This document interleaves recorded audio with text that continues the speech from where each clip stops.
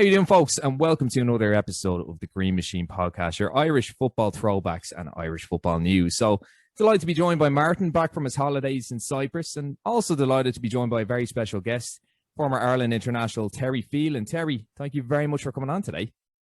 No problem. It's a pleasure to be on there.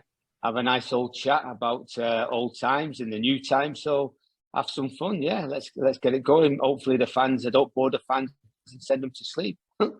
Well, Dave's not on, so there's no danger of that. You know, and Terry, I mean, you've been begging us for years to come on the podcast, begging us for years, and eventually we said, look, we don't usually let ex-Leeds players on, ex-Chelsea players, ex-City players. Yeah. You're covering Everton all those three angles, every single player basically. But look, we let you on, and here we are. So you're looking great. Can I just say you're still in India at the moment? Yeah, I'm still in India. Yeah. Keep myself fit as I possibly can. You know, looking after an academy here, South United Football Club. I'm just changing roles now as I'm talking. So I think it's been fantastic. The football's growing over there. Obviously, infrastructure's getting better. Coach education's getting better and all, and the player education. So been here now 8.5 years now, straight 8.5 years, and I'll be probably popping back over to Ireland round about the second week after the 10th of July. So I'll be probably popping over there, going to see family over in Tubber in Sligo, and maybe popping down to Limerick and all. So visit a few friends around the country. Yeah. Brilliant stuff. And I mean, Jesus, you kind of globetrotted towards the end of your career, didn't you? You're in the States and then you're in New Zealand. So was that just a natural progression for you to just keep traveling? Well, I think it was, you know, I was coming to I wouldn't say the end of my career, because I played in the USA at Charlton Battery for a few years and then in New Zealand. But I didn't want to become a journeyman, to tell you the truth. I didn't want to be popping around place to place. You know, after Everton, I went to Fulham. I had a little stint at Sheffield United, and I could have went to other clubs, but I didn't want that, you know, 6 months here, 6 months there. And I just don't think it's good for the mind, and it's not good for the body, because you don't really train. You know, you're just popping about from hotels and traveling, you know, you're trying to figure things out. So I didn't think that was fair to myself, and I didn't think it was fair to clubs and managers who was going to be paying me, because I don't think you can get really the best out of somebody if you're going on a 3-month loan or a 6 months loan. Yeah. A year, you've got a chance. And I just said, look, my time's done now. I think I'll look at new pastures, and America was one what really interested me from going there with Ireland in 1992. Yeah, absolutely. And I mean, a club that a lot of people would associate you with, Terry, would be, apart from, you know, City, Chelsea and Leeds, which we won't mention, is Wimbledon. By the way, guys, you're not United fans by any chance, are you? Sheffield United. Oh yeah. I thought so. Drogheda United and Sheffield United, yeah. Well, you'd be better off. You're better off supporting them than Manchester United now, wouldn't you? Agreed. Yeah, absolutely, Terry. 100%. Definitely at the moment. If ever we got some players. So your time at Wimbledon. So we did cover on our Gaffer series with Joe Kinnear.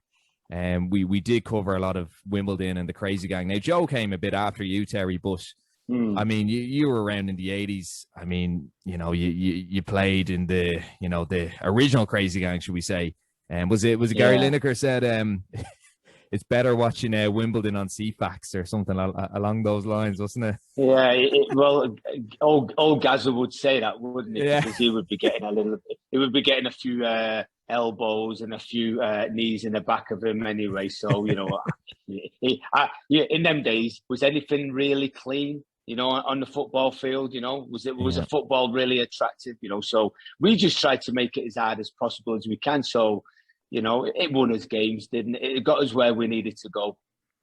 Yeah, absolutely. And I mean, your FA Cup win in 1988, I mean, you've won more FA Cups than Lionel Messi. I mean, I was only thinking this beforehand. I mean, that was something special, wasn't it? A proper underdog story, but it was kind of, I wouldn't say it was coming towards the end of the Crazy Gang, but it was after, I suppose, a few years. There was ups and downs with the club, and this was kind of topping it all off in a way, Terry, wasn't it? I mean, it was an unbelievable achievement, really. Well, to be fair, you know, Wimbledon had already done well. Yeah, they were a bit of a yo-yo. But I think Dave Bassett got him levelled out, and he got him into the, the old First Division. Then he had some wonderful, when I say wonderful players, he was great at doing the job. And I know people might think, "Well, what's he on about, Terry?" We're not talking about the players now. We're talking about the players back in the day who did the job effectively. Big John Fashanu, Vinnie Jones, Laurie Sanchez, Dennis Wise, Alan Carr, Andy Thorne, Big Dave Besson. Now, guys, all these players, even before there was free transfers, some of them got bought, like myself. John Scales come in, Clive Goodyear. And, we did well that season. We did really well under Bobby Gould and Don Howe. Honestly, guys, we did well. And it was madness. When I first went there, it was total chaos. I was like, it took me 6 months to settle. I'm like, what the hell is going on? Burning clothes, cutting clothes up, nailing brand new Churchill shoes to the benches of players, taking the keys of players' cars and running them around the dirt pitches, and tying you up bollock naked and dragging you through the fields for 10, 20, 30 minutes. It was absolutely unbelievable. But we had a good rapport with each other. Everybody knew the jobs, roles, and responsibilities. And if you didn't, you got a bollocking off the players. It wasn't left down to the coaches. You knew that you had to perform week in and week out. And on the field, we had fun, but we was hard lads. I don't mean you go out street fighting, but on the field, we took no messing about. We took no prisoners. It was like, never say never. Go out, get the 3 points, go in the bar afterwards, and have a few bevies and enjoy it. And that's what it was about. It's about enjoying it. And every one of them lads wanted to be a football player. They just enjoyed it. You look at Vinny come from, hod carrying on the building sites, loved it. And Vinny was a great lad, and he put his all into the game. And people say he wasn't this and he wasn't that, but played for Chelsea, played for. Obviously, Leeds United, another Leeds United player. Well done, Vin. Played for Sheffield United. Ended up playing for Wales a couple of times, then going back to Wimbledon. So he must have had something about him. But no, it was great times. It was madness, but it was great. You should have nicked him for Ireland. He qualified, didn't he? I think he did somewhere along the lines. But I wouldn't have told him that, because he would have been rumoured with me, and then that would have been hell on then. So I kept that one away from him. Vin, just stay at Wales. You're okay, lad. You weren't tempted to follow into an acting career, were you? Well, I keep asking him. I keep Facebooking him. I keep Instagramming him.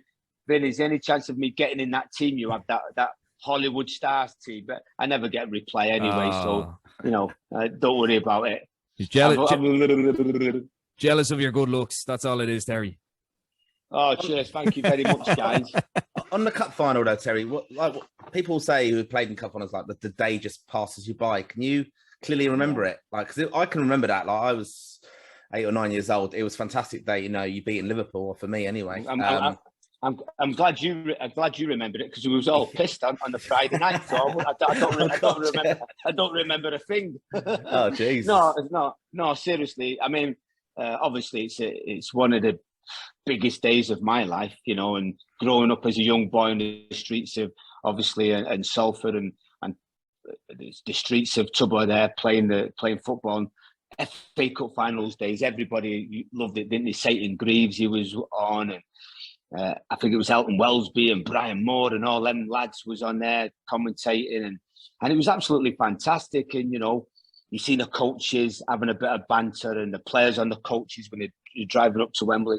I remember all that, but I do remember this, that Sam Hamman got offered £250,000, £250,000, which was a lot of money in there, for us to travel in our little minibus to Wembley.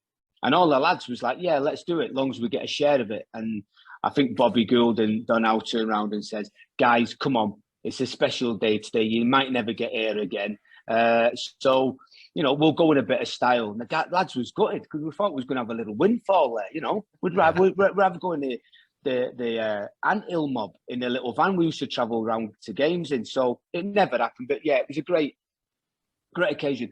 But I tell you what, I do remember I do remember it clearly, and I'm sure a lot of other people do.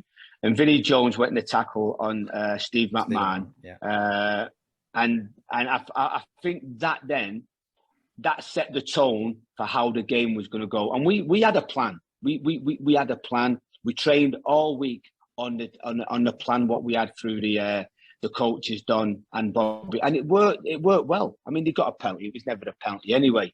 And then who missed it? Aldo, if you're listening to this, sorry, pal. the first penalty to be missed in an FA Cup final, was it? Yeah, it was. And Dave Besson was born. Dave Besson was just around the corner, wasn't he, from Wembley? He was brought up in Wembley. Yeah, he was, Dave. And I mean, listen, when he's 6'6", 6'7", I think I'm giving him a couple of inches there because he does look big compared to me anyway. But yeah, I think he threw that big frame the right way. And yeah, old Aldo was. But you know what, lads? Listen, we went to Wembley 3 times that year. We were FA Cup, Charity Shield, and I think it was something like the Zenith Data Cup back then. Or it was a tournament, Yeah. so it wasn't bad for Wimbledon. 3 stints at Wembley in a year's time. Excellent squad. It was old Wembley, wasn't it, as well? So that was quite special. I look back at that. It's now it's all. I remember going to the old Wembley. It was fantastic. So, I mean, I don't know how you guys felt, but again, we talk about growing up on the streets. Cup final days. You're out at 7 o'clock in the morning. The build-up's absolutely fantastic. Whoever's playing, you're not bothered. You're that team playing against your pals on the streets, and you can't wait for 3 o'clock. I think it used to be on the 12th of May, I believe. You couldn't wait for the 3 o'clock kickoff. Bang. You're watching that, then you're back out on the streets. But guys, to play at the old Wembley was a dream. You look at the players what have graced that field, and that's all I remember. The players what have graced the field, and Champions Leagues, World Cups, players have won them. Never played in the Champions League, played in the World Cup. I think I played in the World Cup anyway. What I can remember of that, being in Orlando. But no, I thought it was absolutely brilliant. And Wembley's Wembley, isn't it? You can't take that away from you. And to win it and all, guys, against Liverpool of all teams, a team Man City was my team, but Liverpool I used to love watching and all. Man City, Liverpool, absolutely fantastic. But to go on and play against them was brilliant. Yeah. And as I said, more FA Cups than Messi. More FA Cups than Pele as well, actually. I think I've got more World Cups than Pele, and all that somewhere along the line. Unless them dreams will come true again, like the other dreams have come true. But yeah, I think it's been absolutely brilliant. Maybe I'll show if he shows me his World Cup medals. Maybe I'll show him that little FA Cup finals medal. You could do a swapsy. Oh. Now, yeah, there's all different kinds of swapsies, isn't there? So let's be very careful on that one. Are you still in touch with some of the lads? Apart from Vinny, trying to get the Hollywood career going, Terry, would you still be in touch with many of the lads from Wimbledon? I think now with social media, I think it's quite simple, isn't it? You press a button, you're on Facebook, you scroll through it and you see one or two of the old boys and you send them a little message and you get a dirty message back, don't you, off the Wimbledon lads? So nothing's changed there. But no, I think it's great. I think social media is great if it's used in the right way. I think it's fantastic, especially for the guys like us who didn't have a lot of that in the 80s anyway. And Big John Fash used to come in with this, the big old phone boxes, like it was about, 25 kgs, and he used to walk around with it. But no, I think it's great that you can keep in touch with them. Keep in touch with quite a few of them. Like I said, once I pop back home, obviously I'll bump into a few of them then, and I maybe have a little glass of wine. Very civilized. Wow. I mean, is it 25? Yeah, it'd be 25 years next year, won't it? So I think you guys should have a massive reunion, go on a massive bender, and just go bananas. Like, I don't know. Was someone allowed to drive the team bus or something one time? And I mean, there's a lot of stories, isn't there, from Wimbledon? But I think it was Dennis. I think was it Dennis Wise was driving the team bus. I think the best thing was when Dennis Wise and Bobby Gould decided to have a boxing match, and on the bus. And no, this is on the training field, and obviously Bobby's is being a little bit fresh with Den, and Den's being a bit fresh with Bob. Now, don't forget, Bob's the manager, like. So Den says, well, you know what? Bring the boxing gloves in. The lads will make the ring. We'll have a go. And then it's like 1, 2, 3, broke Bob's ribs. We didn't see Bob for about 2 weeks. Honestly, you know. He must have been young as well then, Dennis-wise. Yeah. Well, Dennis is still young. Dennis is still young now, isn't it? Dennis the Menace. He's still young, but no. It was crazy things like that. Sam Hamman, you know, the owner, would come in and he'd go, right, Terry, we're having a race today. Yeah, all right, then we'll have a race today. It's a Friday, by the way. He'd come in on a Friday, we'll have a game on a Saturday. He goes, we're going to run from byline to byline. Okay, then, no problem. We'll run from byline to byline. But I'm going to start on the 18-yard box. Yes, Sam. And you've got to wear waders. You've got to wear a hat. You've got to carry a rod. You've got to carry the net. And I'm like, well, that's not really a race, but there's 1,000 pounds on it. Oh, all right, geez. then. All right, then, Sam, get the gear on. And off we go. Off we go. I'm running in these waders, and I've got the fishing rod, I've got the net, and I'm trying to sprint. Now, this is a Friday, guys. We've got a game on a Saturday. I could have pulled an hamstring or everything. I never won the bet anyway. So, you know, it was at the other end before I could even blink my eyes. But it was like little things like that. Sam would come in and he'd have a bet with Dennis or Vinny, you know, and he'd bet a sleeve or his tie. So we go into a game, he'd be playing cards. If he lost the card school, then the lads had cut his sleeve off. I remember going to Aston Villa and Sam went in there. He had no half a tie, no collars on his shirt, no arms on his jacket, no legs on his pants. And he's going into Aston Villa and he's going to go into the chairman's room. And he's like, I can't walk in there like that. You know, he's got no socks. His socks are cut up. I can't walk in there like that. I need a tracksuit. So he walks in a tracksuit, you know, and that's the type of things we used to do.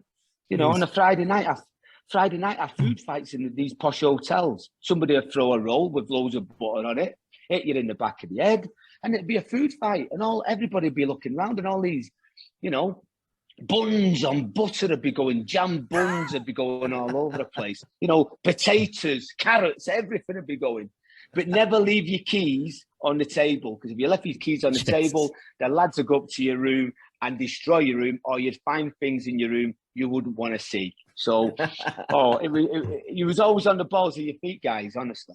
I'm telling you, Terry, for the 25-year anniversary, imagine the reality TV show this would make now. Get all the lads from 88, I don't know, stick is in like a hotel or something with loads of cheap lager and whatever. Never mind the wine, Terry. Never mind that. That's too classy. Loads of lager, whatever you want. A few bob. Let's just go bananas. That would just be gold. That'd be brilliant. Yeah. Make it happen. I don't feel. Listen. We had one a few. I think it was around about 2012, maybe around about 2013. We had one then, and it was quite mellow. I think the lads was quite boring, to tell you the truth. You know, there was no messing about. It was kind of low key, and everybody was like, "What are you doing now? And where are you living?" And I'm thinking, why didn't you ask me that when I first joined? Why wasn't you that nice to me when I first joined? Why, they say you're mellow when you get older, don't they? But I don't know. I really don't know. Maybe we should. But, the lad's like, well, I can't make it. I've got other things. I've got other priorities. It's like load of bull crap, isn't it? If it happens, it'd be great to happen. They should actually do they should bring you up all to what's it called? I'm a Celebrity. The whole squad. Just make all of you do I'm a Celebrity. Get me out of could you? No, that'd be great. With lager. Could you imagine that? With loads of lager. Could you imagine that? No, bread rolls. That'll do us. Bread rolls. We wouldn't be able to do the quizzes or anything, would we? We would be.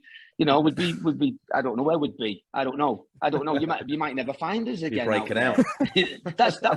Hey, that could be a good thing, no? Deserted island somewhere.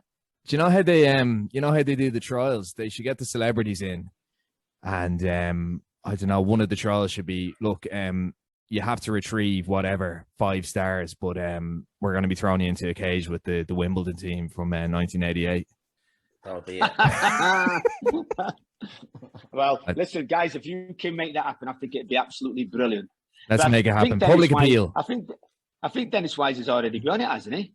I think Dennis already been on it. Probably has. I think he did. Yeah, I think Dennis. I think he's. Did he win it? Did Dennis win that? I'm not sure, actually. Yeah. I don't know if he would. But listen, it'd be great, wouldn't it? All of us get together, throw a few of the snobs in there with us and see how it goes. I think it'd be absolutely brilliant. Speaking of snobs now, Terry, you joined Man City. I'm only joking. You joined Man City in '92. You were the joint most expensive defender in Britain at the time. I actually didn't know that until this morning. So was it in Britain or was it in the world? Ego. I think no, Britain. But you were one of these, million pound transfers before all the major money came into City. So were you a City fan? Obviously, you grew up. You're from Manchester originally. Were you a City fan, or who did you support? Yeah, but listen, I'm going to tell you a little story, and you might laugh, but don't laugh too much. Okay, then. Otherwise, I'm leaving. All right, then. I'm definitely leaving. Now, growing up in Salford, popping over to Ireland every 3 or 4 months, and any holidays come, and playing in the streets of Salford. Obviously, it's a big red area, and I'm thinking, look, what colour have I got? What colour have I got on for you today? Yeah. Oh, wow. Because I knew you was a bunch of reds. There you go. You see. So anyway, actually, I should have put my Man City shirt on. That would have really pissed you off. Yeah. So anyway, it all started off by going down the entry. You know what an entry is, yes, guys? Yeah. You know what an entry is, yes. So my next door neighbours, and I'm thinking, I'm kicking a ball down the entry, and obviously the gates open, the next door neighbour's gates over, the ball goes in there, and I'm thinking, all right, then, yeah, no problem. I'll get the ball. Thinking, oh, that's a nice shirt there. No, I like that shirt. It's a blue one. It's Man City shirt, that. It's got the old badge in the middle there, and I'm thinking, wow, absolutely brilliant. That I wasn't a Manchester United fan. I used to love watching Liverpool when I was younger, just the way they played and that. I'm thinking, shit, I could really piss a few people off there, couldn't I, on the street? I'm thinking, I'll have that shirt. So I knocked on the door, I said, madam, are you throwing the shirt out? She said, yeah, well, it's in a plastic bag, beside the bin. You can have it, Terry. I said, what about the boots and all? She said, yeah, you can have them boots. They was my first pair of football boots, and that was my first football top. And I treasured it like it was nothing. I haven't got it now. I couldn't tell you where it is, but I used to wear it every single day. I haven't even got a picture of me because, we didn't have them throwaway cameras then. It was one of those wind-up things, wasn't it, for cameras. So I turned around and said, I love that. And I wore it. And no wonder I was so quick, because I used to get chased around the streets every single day. I used to wear it. But I used to keep wearing it, and I used to love wearing it. And I thought, listen, I'll never go to Old Trafford, but I started going down to Main Road when I was younger. And not just like, charity dues or with a few of the teammates, because they was City fans, obviously, from the other side of Manchester, Levenshulme and places like that. Obviously, we had a little team. So I thought, I enjoy this, and this was great. And I remember this, there was a raffle going on, and my brother was a mad Manchester United fan. Tony, absolutely mad Manchester United fan. So anyway, I'm wearing the shirt. The shirt's got all scruffs on it, and it's a little bit, worn, as I would say. And I'm thinking, I've got it on. Give it a little eye. Mum, give it a little eye.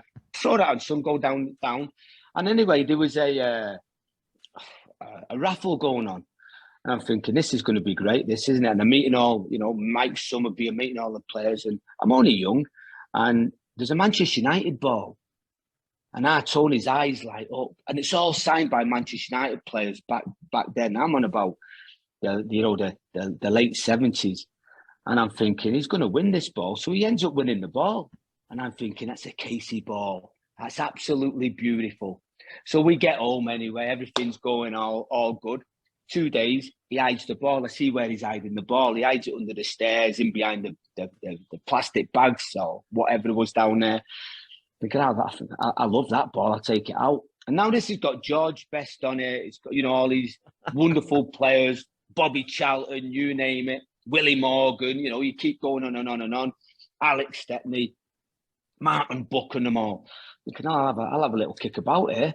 Take the ball out, it's red and white, and smashing it against the wall. It's raining and the paint's coming off it. Oh no. And all the signatures are coming off it, isn't it? No. You probably never probably be worth a fortune now. Put the ball back, put it back in. He gets it, he treasures it, goes to put it in his room. You little bastard. What's gone on there? I said, kid, it was a case. I thought I'd bring it out for a kickabout to see how good it was like that. He smashed me all over the place. And I never forget that. So that was the Manchester City, Manchester United fiasco. But no, I love Manchester City. And, there was always thereabouts. And to be fair, I could have signed for him when I was 12 years of age. And I never went to Leeds United because I thought I'd have more chance of getting in the first team than getting in Manchester City's team, because they was buying, players for £1 million even back then, to be fair. Some kind of dream come true then, I'd say. Well, it was. I mean, and listen, at that time, I could have went most places, Ajax, Barcelona, but the price tag was £1.5 million. They was only wanting to pay £1.5 million, Manchester United, a whole load of clubs. And I think there was only a couple of clubs who was willing to pay £2.5 million. I thought it was ridiculous money anyway, to tell you the truth. But if somebody wants to pay it, they pay it. And Peter Reid come in. Love watching Peter Reid at Everton. He come in, and it was absolutely brilliant. And yeah, I never looked back. I had 3, I'd say, great years there. I think the first year was absolutely fantastic. Then it died down a little bit because of change of managers. But you know what? I love the City fans. I love the kit packs. I loved running out on that kit packs. It was absolutely fantastic. It was like, don't forget, I'd played at Leeds United and played in the first team. So I knew what it was all about. Then I went to Swansea, obviously Wimbledon, and then on to Man City. So there was no fear factor regarding the price tag. And I remember a reporter was saying to me, Terry, do you feel any pressure? I said, pressure of what? I said, the only pressure I feel is when I turn the bloody the shower on. And the pressure of the water. I don't feel anything else. He said, what about £2.5 million? I said, don't forget, I played at Leeds United when I was 18 years of age and played in front of 45,000 week in and week out. So there was no pressure anyway. So, but it was a great club. And, like I said, anybody criticises Manchester City, they have to deal with me anyway. So at least you embraced it. You embraced the whole experience. It was great. Did you say you nearly signed for Barcelona, or Barcelona were looking at you? Yeah. There was Barcelona, Ajax, there was Manchester United, there was Tottenham Hotspurs, there was Glasgow Rangers, Glasgow Celtic, Everton. There was a whole load, but they wasn't going to pay, £2.5 million. But the last one was Barcelona. Johan Cruyff spoke to the club and he says, "Listen, we'll take him, but I can only go to about 1.8. Alex Ferguson could go to 1.5. Spoke to Brian Robson." And obviously, Sam didn't accept it. And it was a bit of a downer. And I said, look, what's the point of playing football if you're not going to let me go and play for, some of the biggest clubs in the world, And I said to Sam, I think it's ridiculous. I think you're too greedy. You've got your money. You get your money. You only bought me for 90 grand, me add on wages. I said, you're getting a fortune back, be nice. But no, £2.5 million. Because I think Keith Curl went for £2.5 million. So, and that was it really. I had a bit of an argument with Sam, threw the dummy out the pram. Said I was injured for a couple of days, and then started training again. And then I got sold to Man City. It just happened like that. I just have an image of Sam Hamman sitting there with like half a tie on and one of his sleeves missing, and you just giving him a bollocking for not letting you leave. Hey, listen. He had half a car when he left. Don't worry about that. Now, let's be honest. He had half a car, no wheels on it. So it was rather let me go, or you can start the training ground with me for the rest of your life, Sam. But no, lovely fella, Sam. But as mad as a hatter, and that's what it was all about at the Crazy Gang. But you look at the players what left: Dennis Wise, Chelsea, Dave Besson, Newcastle, Andy Thorne, Newcastle. I think Eric Young left Crystal Palace. He went for big money. John Scales went for big money. Myself, Keith Curl, John Fashanu, I think went to Aston Villa for a couple of million. I'm not too sure. Vinny ended up joining Chelsea. So the lads ended up, having big moves for big money. So Sam probably was the richest club. Wimbledon was probably the richest club in the world at that time. Yeah, did very well out of it. Very, very well out of it. And I mean, joking here after managed to hang on to a lot of lads, as during the 90s, and they did quite well out of it. So, yeah, I mean, he didn't do too bad, Sam. You need to send him into the jungle as well, I think. Oh, Sam would love it. No, but Sam is mad as a hatter. Sam would love it. I'd love to. I think the last time I met him, we was having the Crazy Gang premiere, the movie, like. Yeah. And Sam was there, and even kicked off in the bloody theatre. The lads are kicking off, like arguing. John Fashy was going to have a bust up because nobody had seen it, and I think Fash said something.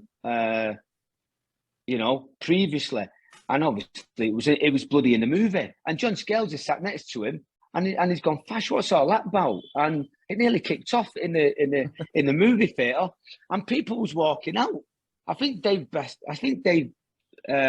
walked out. I think Dave said, "I'm not watching this. I'm walking out." So there was nearly a scrap in the bloody watching the premiere of the movie. Great.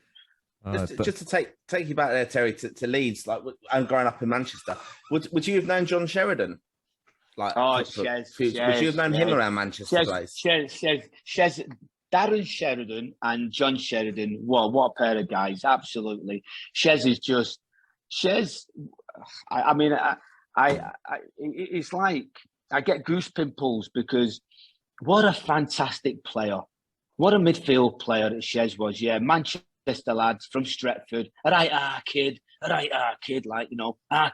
And we used to travel back and forth, when I got a little bit older, into my late teens, when I started maturing a little bit, around about the 18 years of age, started hitting puberty. We started travelling up, me, him, Mark Russell and little Daz. And it was great, we'd get in the cars, travel up, have a bit of, the Manchester lads going back to Leeds. And it was great. And Shez was one of those footballers. He'd call people Scooby. And I still don't know why. When I go back to England, I'll go down and see him and Tommy Wright. I think they're still at Oldham. And I he used to call people Scooby. Hey, Scooby. And hey, Scooby, you get down that wing. Get down the wing, the ball's coming to you. And I seriously, I'd set off when I was at Leeds Island. And that right foot he had, right or left foot, he would put that ball right on top. He said, "Tell it's coming." Bang, brilliant, absolute. What a fantastic player he was. You talk about midfield players now. This lad was on just a different level. Vision and awareness. Oh, absolutely. Wasn't the quickest, but one of the dirtiest midfield players I've ever seen. Should have gone to Wimbledon. And he loved the scrap and all, did Shez. Yeah. And his brother back at Oldham. Yeah, and his brother Darren was brilliant and all. We shared digs with Daz, and some funny stories with Daz in the digs, like, I think we was playing that Trivia Pursuits. I think we was playing one day with Daz, and he's like, you're trying to get the questions out and get the answer back at him, and it's like, which is the fattest dog in the world? And we're like, this is an hard one. The fattest dog in the world. And we're saying all sorts. And we're there for 2 hours and we can't find it. I said, Daz, read that out again. Oh, sorry, which is the fastest dog in the world? Brilliant. Oh, Jesus Christ. Listen, honestly, I could go on and on all night here. Go on. I suppose, Terry, it's important to touch on the Ireland career. A year before you left City, or before you left Wimbledon, that's when you got your first cap. So, I mean, you played a bit of underage, hadn't you, kind of in the late 80s. So how did the Ireland call up come about? Where is the kind of Irish background and so on? You mean how it never nearly come about? Let's rephrase that one. Well, listen, obviously everybody knows my mother's and all her family are from a little place in Sligo, just outside of Sligo, called Tubbercurry. You know that? Yeah. And wonderful little places, Madders, Hatters, all the Skeffingtons lived there. And, I used to love going back over there, going down there to the old bog with Grandad. I'm thinking a holiday, dig in the bog. That's not a holiday. Surely that's not a holiday. you got your wellies on and you're up to your knees in, peat and all that lot. So anyway, yeah, I mean, and my mother said to me when I started playing football, she says, son, my mother brought 5 of us up and, she did a wonderful job with us. And she said, when you play football, which country are you going to play for? And I was like, she went, well, let me tell you something now. No disrespect to anybody, but you're not going to be playing for England. You're going to be playing for Ireland, aren't you, son? I went, well, I suppose so. Now you've said it. I can't play for anybody else. But no, I thought it was great. And, playing in the youth setup at Leeds in the reserves, then getting in the youth setup with Ireland and playing with some wonderful people. Obviously, you got Niall Quinn there, you got Dennis Irwin there, and obviously Shez was in there and all. And it was absolutely fantastic. And 18, playing in the U21s and the U23s. I thought this is. I just love traveling over to Ireland and and being part of it and playing at Toker Park and places like that and beating England and all that great England side they had and beating them way back. So it was fantastic. But I think the call come because of injuries, and it was very late because I don't forget I've been at Wimbledon 4 or 5 years, won the FA Cup. And, I was thinking, am I ever going to get a call? Like, is it ever going to happen? And don't forget, Jack had wonderful players in there. So yeah. I wasn't expected just to go in. I was like, is it going to ever happen? Is my dream of playing for my country disappearing? And then one day I get a phone call and it's, hello, is that Mr. Phelan? Is that Terry Phelan? And I'm thinking, yes, it is. And he's like, listen, we'd like you to come over to Ireland, Dublin, such a day. We're playing a game on Wednesday. We'd like you to fly over. We'll have a ticket ready for you. And I went, Dennis Wise, bollocks off. Fash, stop pissing about. Vinny, come on now. Because what the lads used to do, they used to ring you up and say he was a reporter. I'm from the Sun, and can you give us a story? And some of the lads fell for it. And I'm thinking, bollocks this, I'm not falling for this lot. And I'm thinking, actually, no, I'm not. So anyway, I put the phone down. Phone rang again. Is that Mr. Phelan, Mr. Terry Phelan? Yes. We'd like you to get on a flight from Manchester to Dublin, please, for Sunday night, Monday morning. We've got a game on Wednesday. And I went, Dennis, Fash, Corky, I'm not having it. And I put the phone down again. It rung again. And the chap went, now, Mr. Phelan, if you put the phone down one more time, you'll never play for Ireland. And it was Morris Setters, Jack's right-hand man. And I'm thinking, oh, my God. I said, Morris, I'm very sorry. The lads at Wimbledon play pranks on you and, phone you up saying the reporters and this and that. And if I would have put the phone down then, I would have probably never played for Ireland. Wow. That's how close yeah. It was. Vinnie Jones just wanted the call up. That's all it was. The first one probably was Vinnie Jones. Yeah. It probably. Listen, guys. You had to be on the balls of your feet all the time because you never knew what was going to happen. But yeah, I mean, and that's how it happened. And obviously, I played against Hungary, and it was a wonderful night. There was a few injuries there.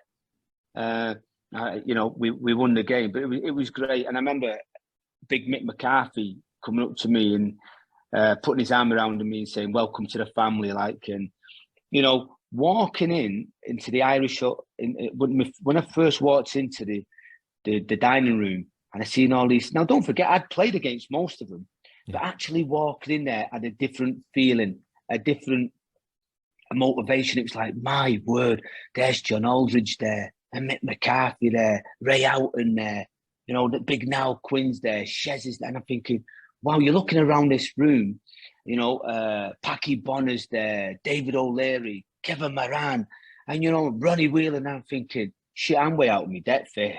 I'm way out of my depth. I'm playing for Wimbledon here. Well, I shouldn't be amongst these players. But you know what? When I went in there, Big Jack, hey, wee man, come over here, sat me down. It was Jack, his wife, his son, sat me down and said, take no notes of these lot of rabble. You just get on with it and enjoy yourself. Absolutely brilliant. Brilliant. Absolutely brilliant. Every game was brilliant. Win, lose, or draw. You know, everything about playing for your country is second to none. And obviously playing for a country of 4 or 5 million people and doing the things what we did in 88 and 90 and 94 and so on, I thought the achievements was absolutely fantastic. Absolutely. Absolutely. And 94 is probably one that a lot of people would associate you with. I mean, you know, Giant Stadium. I mean, we were only looking back at the anniversary of that only a couple of weeks ago. I mean, amazing memories, I'd say, from USA 94. Well, I was a bit pissed off, to tell you the truth, because I think there was only 10 men who played in that game. Yeah, you were. I don't know. Were you camera shy that day? Were you? I don't know if I don't know where I was. I don't know if I was in the toilet relieving myself. But no, and what a load of bollocks that was. How can you take a photo not realising that there's a person missing? You know, you need to Photoshop yourself in. Well, listen, I didn't know how to do that them days. You know, otherwise I might start doing it now. But listen, hey guys, I mean, I thought I wasn't quite comfortable with my boots, and I thought, am I going to wear plastic studs or studs? And I'm thinking, no, the slip, something, no. So I said, bollocks to it, I'm going to put my studs on. So I put my studs on, and they're taking a photo, and I'm thinking, guys, waiting to take it. I mean, hang on a minute, and I'm only like 5 yards away from them. They're taking a photo, and I was gutted because that was a big game, and I made up for it though when we scored and we won the game. Yeah, you're the first one was great, aren't you? Well, it just shows you these modern day fullbacks what they talk about now. I mean, I was already up there. You're bombing up, yeah. I don't know what's all that about modern day footballers this day and age. Modern day football, that's a load of bullshit, isn't it? For fullbacks. Let's be honest, modern day fullbacks. Anyway, but yeah, it was great, guys. And, you know, to win that game in front of, you know, I think there was about, 90-odd thousand fans there that day, you know, and, you know, the Italians and the Irish. And this is not the first time they'd met, obviously. So, you know, I think it was a fantastic game, and we owed them one, and it was great. And they had some wonderful players. But I think Paul McGrath that day was excellent. Tommy Coyne run his socks off. You know, he had, you know, a midfield 5 in there, Roy Keane, Shares, Ray Houghton, Stan, absolutely fantastic. Andy Townsend, you know, we run our socks off, guys, and I think we left it all on the field that game. We and the heat and the humidity, it was absolutely unbelievable. Yeah, every Monday sorry, Terry. Every Monday we do a throwback to you know, something that happened during the week, kind of back in the day. And last week's was Aldo, you know, on the sideline during the Mexico match. How hot was it that day? Oh, guys, I mean, it was stifling. I mean, as soon as don't forget, I went and played back in America in Charlton, which is probably one of the hottest places in the world. But when you went out there, you just, you know, you was just the sweat. I mean, in your shoes, you the sweat. You was losing pounds and pounds and pounds and pounds. And don't forget, you know, for us to put the energy back on us, we'd be eating Snickers and Mars bars, and I don't think that was the right thing to do. You know, before the game and before, you know, the night before the game, but it was hot, and it was very hot. It was so hot. It was untrue. If you've ever been over there or ever been to, you know, the south side of America, it's baking hot. And I ended up playing in Charleston anyway, so I knew what it was going to be like. You love the heat that much that you just had to go back? Well, I think something drew me back. I don't know what it was, but I think it was just going down to Orlando again and revisiting, you know, the street where we all used to sit out and have a Guinness. Yeah. So, you know, I think it was more or less that and all. You know, I think it was great. And, you know, I know 2026 is going to be over there again, the World Cup. So that'd be fantastic. So hopefully I can pull that green shirt on again and play left back. Maybe we get there, no? Well, we don't really have it. don't really have much depth there, Terry. So you never know. You might be called into action. Funnily enough, actually, we did a series on the 2002 World Cup just a couple of weeks ago, and I mean, you were actually part of that squad at the very start of the qualifiers, weren't you? You're on the bench in Amsterdam. And I mean, it was. I just don't know what happened. I just got a phone call and said, "Look, tell off me, we're not going to be, you're not going to be part of it," and that. And I was gutted actually because I thought, just give me one. I said, "Mick, just give us one more chance," And to be fair, I looked at the players around, and I looked at no disrespect to any players or anything, and I thought, well, hang on a minute, what's going on there? Kind of thing. Was it favouritism? Was it not favouritism?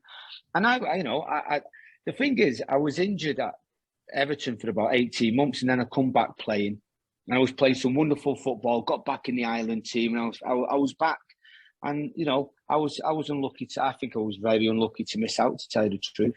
Yeah, it's funny because you were saying how Mick welcomed you into the family, and then it was essentially him who kind of ended it for you in a way. Listen. Yeah, I didn't have sour grapes because obviously he was trying to build a team. You had Ian Hart coming in there. You had a couple of fullbacks. But Stan was still in there. Now Quinn was still in there. Still some of the old real guys was in there. And I thought, could he not squeeze me in somewhere, even if it was to put me in the kit bag or the skip just to bring me? Could he not squeeze me into somebody's boots? I'm small enough, so get me in the boots and bring me. But it didn't happen, and there was no sour grapes. I played in the World Cup, and that's a dream to come true to play.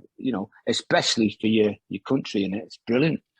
Absolutely. It's interesting there saying that with because I think people think as well. John O'Shea was very close. I think he'd just come through at Man United to go into that, and also Dennis Irwin was another one who possibly was a bit older that people think could have gone. Just on Dennis Irwin, Terry, how good was Dennis? Because he played left back, right back, and I think he's quite underrated. Really, people forget what a great fullback he was, and that he was so influential even in them Man United sides.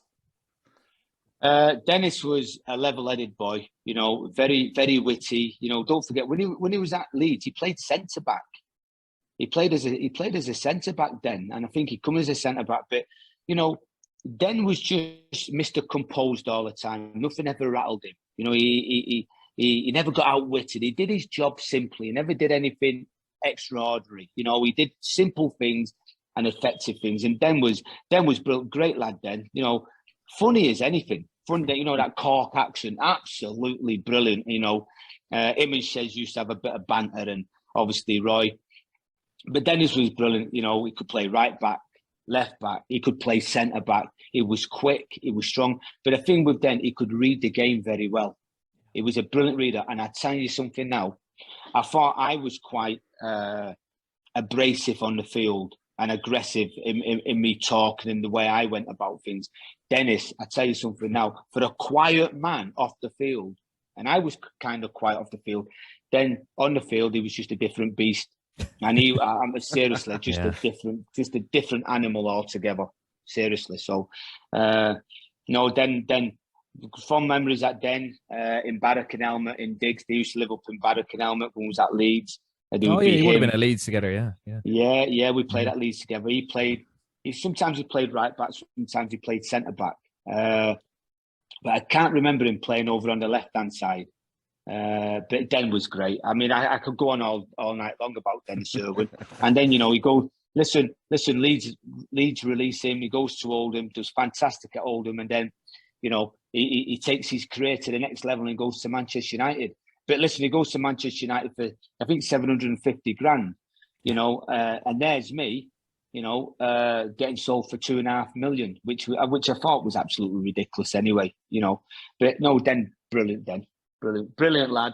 Great to have a pint with him, and he had some great stories. But when he had the old pint of Guinness, he's just amazing, just fantastic lad. Didn't he used to room with Roy on the island trips as well, the two Cork lads together? What was just back to '94, the World Cup? Because remember the kind of set to that he had with Morris Setters, Roy, and Roy was dragged out in front of the press. Can you remember that?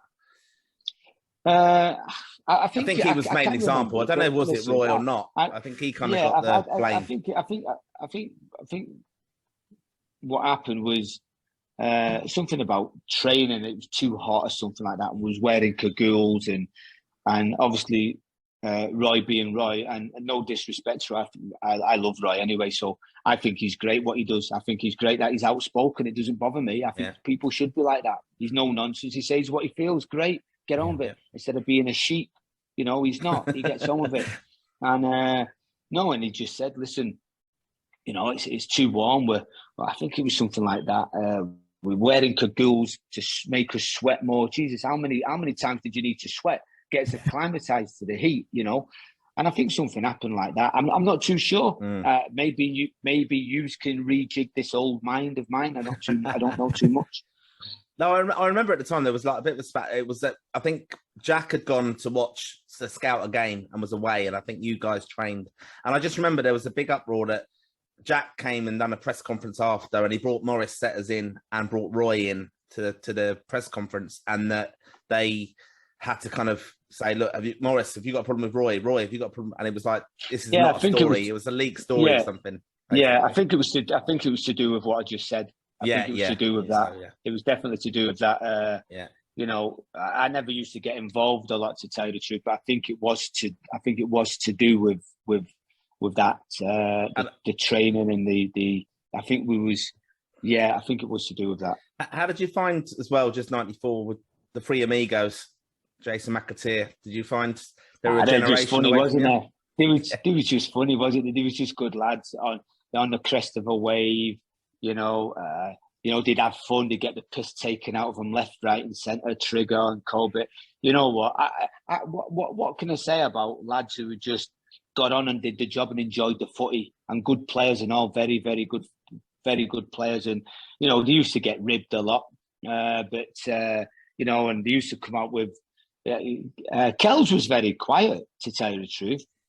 Kells was very quiet. Old Trigger there, you never knew what would come out of there. I think he's gone a bit No, but Jason's gone very sensible now, hasn't he?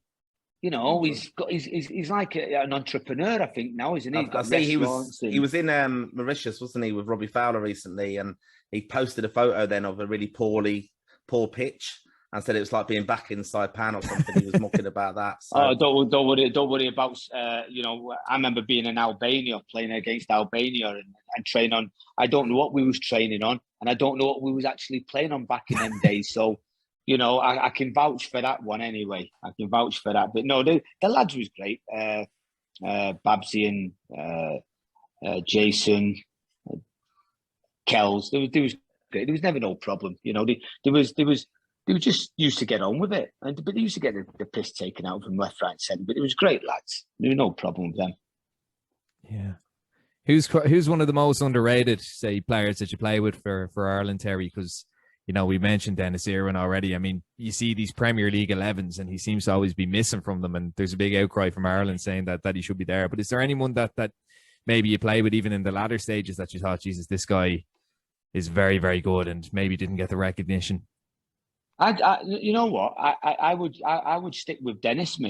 Yeah. I would stick with Dennis, because you look at all the right backs and left backs who have played, and listen, he played in that Manchester United team, and I know obviously Gary was coming round about the 92 mark, but Dennis was still there. Dennis was, and I just don't think that was Dennis. Dennis wasn't bothered anyway about being recognised and being this and being that. He just got on with his job.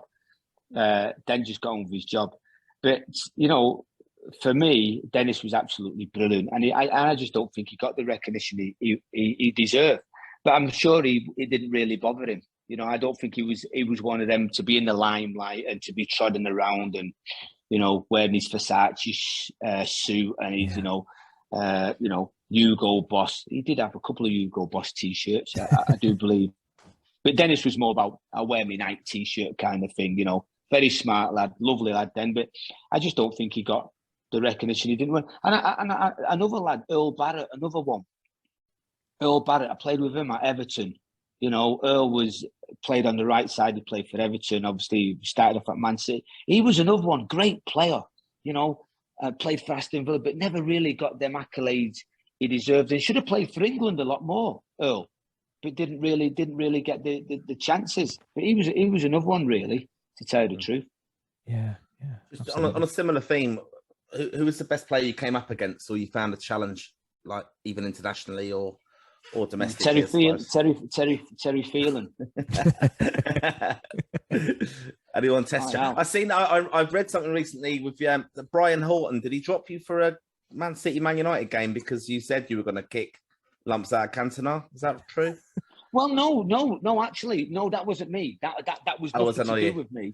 But listen, all I said, I come back.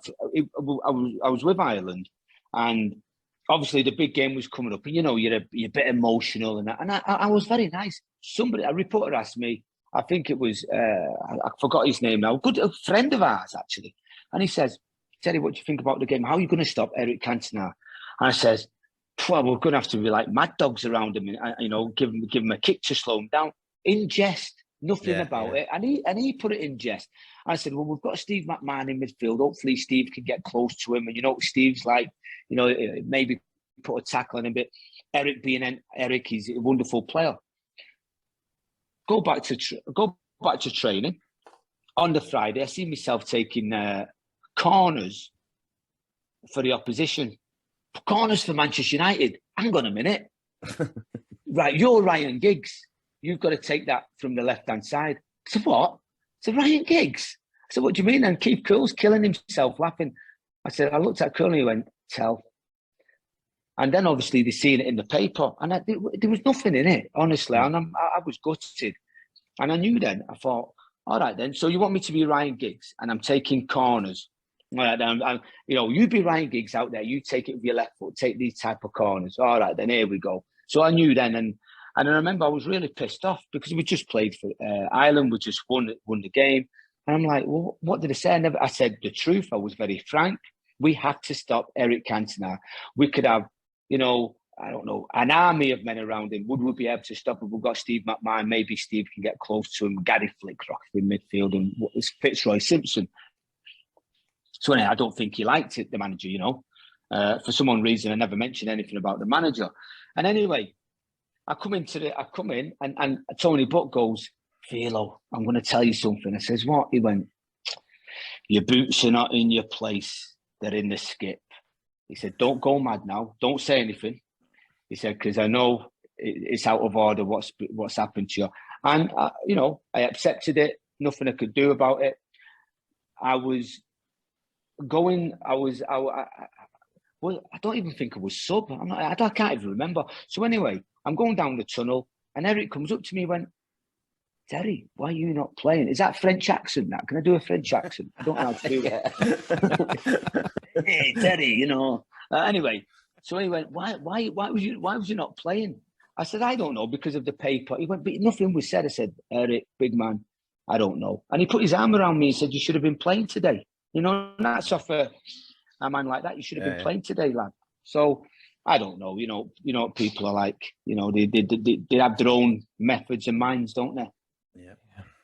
You think kind of going into a game like that, they play it because then it's in their head because all of a sudden like Cantona is kind of in his head. He's like, well, it's going to be a tough one today, so I'm going to have to be on top of my game, and they're expecting a rattle all of a sudden, Well, you're not going to, somebody asked me a question and I give them a relevant answer. I wasn't going to lie. I wasn't going to say, oh, yeah, by the way, we'll have to put mattresses round Eric and we'll have to, just protect him and put cotton wool round him and do all this and do all that. And who's going to say that? I said, no, we have to get stuck into him. And obviously they played, I think they played David Brightwell. He played David Brightwell left back, and to be fair to Dave, he was a centre back, and he played him out of position. And to be fair to the poor lad, he got absolutely roasted. And I'm thinking, and I looked at Brian, I thought, well, that's it then, isn't it? This is where he's going to get a little bit messy, and I don't mean Lionel Messi, I mean Messi, and obviously. I don't know. I just think then I lost a little bit of respect for him. And you're not supposed to lose respect for the managers or coaches. I understand that. But I think he didn't respect what I actually said in the paper. I didn't say nothing out of tune. And I always remember that. And that started a little bit of a snowball effect between me and him then at Manchester City. And I don't know. I just don't think he liked me anyway. So I don't know why. Maybe he did. Maybe he didn't. Who cares? I'm not bothered. Speaking of Lionel Messi and speaking of Man City, You showed him everything you knew, Terry, didn't you? That goal against Spurs. I mean, he must have been watching that down in Argentina as a youngster. He probably was, like, you know, him, Ricky Villier and Ozzy Ardiles and all them and all along with him. Maybe I don't know. But no, that was a strange one, that. You know, I threatened always to do it. Listen, lads, I love, you know me, I love running up and down and being energetic, and, you know, and that was me. I don't know if it was the most skillfulest player. I don't know. I didn't have an ego. I just went and played football. But that day, I was pissed off that day because it was in the quarterfinals of the FA Cup and we had a chance to win it. Go 1-0 up. We're cruising the game against Tottenham Hotspurs in the first half. Main Road, 40-odd thousand fans there. Kipax is kicking and screaming. We've got it. We're going at half-time. Come out, we're a completely different team. And we're falling to pieces, like, you know, and I'm thinking, oh, bollocks to this. Like, I've got to do something and give the crowd something to sing about. So TC threw the ball out to me. I just went, I'll just go for it here. Big now, Quinn. Did a couple of bits, you know, a couple of arm wrestling and wrestling moves on the Tottenham players. And it just opened up. And I see myself against the goalkeeper. I think it was Ian Walker, wasn't it? The goalkeeper. He come out and I thought, now, don't bottle this as you look a right tit, like, kind of thing. So anyway, I just slotted it underneath him. But we was 4-1 down. I scored that goal. It was 4-2. And I think after that, I started a riot. I think a riot started on Main Road. So I don't want to be doing that again. Must have been the Wimbledon fans. The next day, I know we was gutted and walking around the field. We're all dejected, like Peter Reid, all the guys. The next day, somebody put a picture up in the dressing room, and it was my face with all the crowd around it, wanted for starting a riot. Brilliant. So you know, but no, I enjoyed it at Man City. The latter half, it wasn't too enjoyable, but I loved the fans and that, so it was great. Yeah. What was your relationship with the Irish fans then? What's your memories of the Irish fans like? Oh, I mean, listen, the Irish fans was just, and you know what? You know, we never had any problems with the Irish fans. It was great. You know, you could sit there, they'd come up to you, they'd talk to you. No problems. The country folk, aren't they?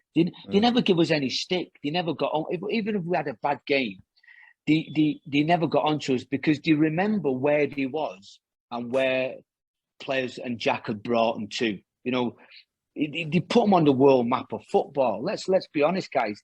88, 90, 94. And I know that a lot of the lads come from England and they was playing in England. But listen, yeah, we had to play in England because some of us was born there. But I still regard myself as Irish. I own an Irish passport from day one. My mother, all her family's Irish. So, you know, I'd say 90% of me is Irish. You know, my father was of African descent anyway. So, you know, no, I love. Like I said, I'll be going back to Ireland anyway. I'll be going over there once I land in England and popping over. I love the Irish fans. I thought it was brilliant, and you know, we miss them when they're not in big competitions. They're missed when they're not in big competitions. And you know, you ask anybody, you ask a lot of fans around the world, which fans do you miss a big competition? And they'll say the Irish fans, because they are absolutely brilliant. You know, and they support the team. They support them through thick or thin. They support the team. And I know Ireland's been through the dark stages a little bit now, but they're still there. They still support them. Times change. I think Jack got that as well, didn't he? And I think it was lovely. Can you share your memories of Jack? And also, you went to the K Club. Jack. You were at the K Club, weren't you, for the reunion? Yeah, I thought, you know, I get goosebumps because don't forget, Jack brought me into the Irish setup. Well, only for that phone call, right, by the way. No, Jack was great. And I told you earlier on, he actually, you know, he brought me in, he put his arm around me. And wee man, he used to call me, wee man, you go out there and show him today. I remember him giving me a bollocking, though, for some unknown reason. I don't know what the bollocking was about. We was playing in Mick McCarthy's testimonial game. I actually scored in that game on my right foot, believe it or not. And Gordon Strachan's on the right hand side. I'm playing left back, and hey, whether it's a testimonial, a five-a-side, a fun game, I'm playing the Terry Phelan way, and that's it. And I give Gordon a couple of clouts, like, you know, getting close to him. Going at half time, Jack, what are you doing? Wee man, what are you doing? I said, what do you mean, Jack? I'm out there playing and running about, doing what you're asking me to do. It's a bloody testimonial. Why are you kicking the wee man Gordon out there? I said, well, I don't want to get beat, Jack. I don't want to look a fool. Well, just calm down a little bit, wee man. But Jack was great, you know, and he always give me a pat on the back and said, you know, you'll do for me. And I know he may have got a little bit disappointed at the World Cup. But I was reading something the other day anyway. I didn't play against Norway. Yeah, all right then. I've got 2 yellow cards, whatever it was. There's Jack gets sent off against Mexico. He gets a £10,000 fine, by the way. He gives me a bollocking because I went and kicked somebody, and I got a yellow card. Here's him sat up there, £10,000 fine, and he's bollocking me because I went and kicked somebody. And I said, Jack, did you never kick nobody when you played for England and Leeds? He went, yeah, but not like you. I went, all right, then, that's fine. it was great, Jack, you know. And I remember watching a clip. I think he was doing the Euros. I think he was doing the Euros in 92, maybe it was with, who was it? Jimmy Greaves and Ian St. John. And I think there was a couple of other lads. And he was talking about, in Sweden, the price of beer. Yeah. And it was Jack's round. I think you guys showed it, didn't you? Yeah, I think Lansdowne Road might have tweeted it. Yeah. It was Jack's round, and he said, "How much is it?" It was about £10 a pint, and that was Jack for you, wouldn't it? You know, Jack would write a check out, give it to the barman would put it on the wall. True story, isn't it? I don't think he bought a pint in the time, but wonderful man, and God bless him, you know. And I think he left a lot of smiling faces on the Irish people, and he left his art in Ireland. And for me, it was great. And, you know, people wasn't going to give him time. And people were talking about, this Englishman coming in, blah, blah, blah. But he played a way which got results. It wasn't an attractive way, but he played a way where he got results. 88, 90, 94. And absolutely, absolutely wonderful man. His son, his wife, and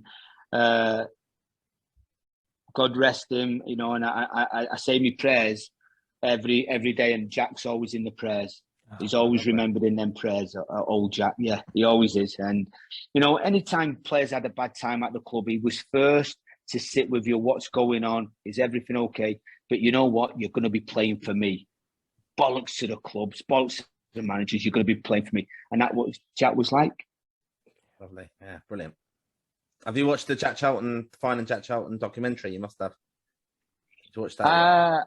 That's really good. I haven't. That's really worth watching. I haven't watched it. Obviously, I'll try and watch We'll get a copy to you because it's fantastic. Yeah, really good. Yeah. I just sometimes when I watch it, I get a little bit sad because you know it's memories and that, and you know, I don't want to remember him. And then we did have the big do for him. I want to remember him for the good times we had. And I seen him then, and it was sad. Really, it was really sad. And you know. But Jack being Jack, you know, just get on with it, lads. Anyway, go on and have a pint and get on with it anyway. So it was cool. It was cool. I'm just thinking about the battery there, guys, because it may go. Yeah, no worries at all. But look, Terry, it was great having you on. No, it was great memories, and I mean, I wasn't born for a lot of them, but I don't think I was born, was I? I wasn't born. You're asking me questions there. I can hardly remember. But I mean, geez, I mean, even clips and bits and pieces. I mean, even that iconic photo that you actually were in with Ray Houghton, you know, all those bits and pieces pop up, and I mean, it's just great memories that you brought us. And that photo there. Sorry to stop you there. That photo there, and you, if anybody looks at the face, then it was like, am I in a dream or have I seen a ghost? Is this really happening? Somebody's going to wake me up. You know, we've just scored a goal in the World Cup against Italy, who went on obviously and got to the final. And obviously, Baggio missed the penalty. And I'm thinking, no, this is not real. Somebody will actually wake me up in a second. And you see my face is just, there's no emotions. It was like I seen a ghost, honestly. So, and I always say it, and it was just World Cup, man. World Cup, yeah, you know, there's no just a rush of blood to the head, I'd say. Gee whiz. I've got a standard question I always ask Terry, so I've got to ask you, did you keep your shirts? What did you do with your stuff? Did you keep like memorabilia and stuff from your career? I've got loads of memorabilia. I give loads of it away. I lost loads of it, you know. I don't know where half of it is. Maybe some of it is in a trunk somewhere. I've moved that many places, but the top memorabilia I have, the top ones. I give a lot of shirts, so I give a shirt away not so long ago, a World Cup shirt, signed it, sent away to somebody. You know what? I mean, what can I do with it? Yeah. I've got my caps, I've got my medals, I've got 2 shirts, 2 World Cup shirts. I've got my FA Cup final shirt. You know, and that's enough. That's enough. Their memory is enough. Photos, pictures, this and that. I couldn't even tell you where half of them are. Are they in a storage somewhere? I wouldn't know. I wouldn't know. You know what? Nobody can take the memories away from you. Shirt's a shirt. You know. I don't have nothing hanging up on the wall. I don't have no medals. You know. They're in a case. They're in a case. And I'm not telling you where the case is, but they're in a case. Don't tell Martin anyway. He'd be after them. But no, I don't have no shirts up or medals up, guys. It's all in there. All in there, lovely. I don't do it, and you know, obviously the stuff will be for the children or maybe a museum or whatever. My sister's got a shirt in Ireland, and I signed it to my mum. And it was an early Ireland shirt. It was a retro shirt. I signed it to my mum. And I said, put that in a safe. I said, wrap it up and put it in the safe. And that's what she's done. Because that is a unique, obviously, retro shirt, you know. Maybe she's gone out and sold it for 10 pack of cigarettes. I don't know. Maybe she'll only get that for it anyway. You see pictures of her like in Dubai or something. And no, in Dubai, no. But I can't wait to go back to Ireland. I'm really looking forward to going back to Ireland when I get over there and, you know, go do a bit of travelling around and just, you know, I can't wait just to sit in a little pub and have a pint of Guinness and listen to the music. And you might hear that all the time, but guys, it's like gold dust. You'll have to give us a shout. We're inviting ourselves on this, Nick, aren't we? We're inviting ourselves on this. Well, listen, no, lads. Once I land, I will. I'll give you a shout because that's all I really want to do is sit there and just have a chat and, you know, and talk about just the good old times of Irish football and what's going on now. I think it's absolutely brilliant and having a laugh and a joke. Absolutely, that's me. We'll hold you to that, Terry. We'll hold you to that. But look, I'll give you a shout when I'm coming over. Absolutely. But thanks so much for coming on. It's been brilliant. It's been, I could listen to really all day, Terry. Fantastic. We could, yeah. Geez, we could almost do a full series of just listening to you, Terry. It's been fantastic. It's been fantastic. Well, thank you very much, guys. It's been a pleasure. It's been a real pleasure. And thank you for supporting, obviously, us older players now. Thank you for supporting the new generation coming through. And you're doing a wonderful job of what you're doing. I think it's great. Just keep the hard work going and keep progressing.